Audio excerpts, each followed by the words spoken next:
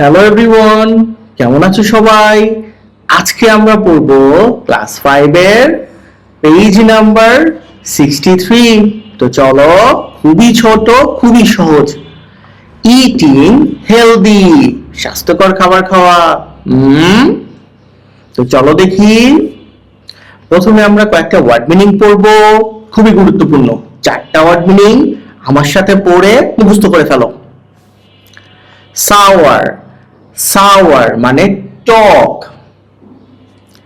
Bitter, bitter মানে তিক্ত বা তেতো, তেতো বা তিতা, যাই বলো।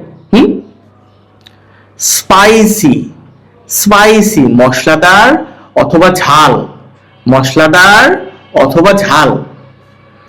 সুইট, সুইট মানে মিষ্টি। তো চলো দেখো মূল পড়া কি বলছে। 2.2 তে বলছে ডিসকাস মানে আলোচনা করো। ইন পেয়ার্স জোড়ায় জোড়ায়। রাইট লেখো। দ্য অ্যাপ্রোপ্রিয়েট ওয়ার্ডস, অ্যাপ্রোপ্রিয়েট মানে সঠিক শব্দ। ফ্রম দ্য বক্স, বক্স থেকে, এই বক্স থেকে। খুঁজে পাইছো তুমি? টু ডেসক্রাইব বর্ণনা করতে, ডেসক্রাইব মানে বর্ণনা করা। দ্য ফুডস খাবারগুলো, এই যে খাবারগুলো। তো আমরা অলরেডি পড়ছি সাওয়ার মানে টক, বিটার মানে তেতো, স্পাইসি মানে ঝাল বা মশলাদার, সুইট মানে মিষ্টি। উত্তরগুলো আমি লিখে দিছি। দেখো, নেম অফ ফুড খাবারের নাম। ওয়ার্ডস ফর ডেসক্রাইবিং ফুডস মানে যে শব্দ খাবার বর্ণনা করার জন্য। সিঙ্গারা, সিঙ্গারা তো তোমরা সবাই খাইছো কম বেশি। সিঙ্গারা কেমন? মশলাদার, ঝাল। এই জন্য কি দিছি? স্পাইসি।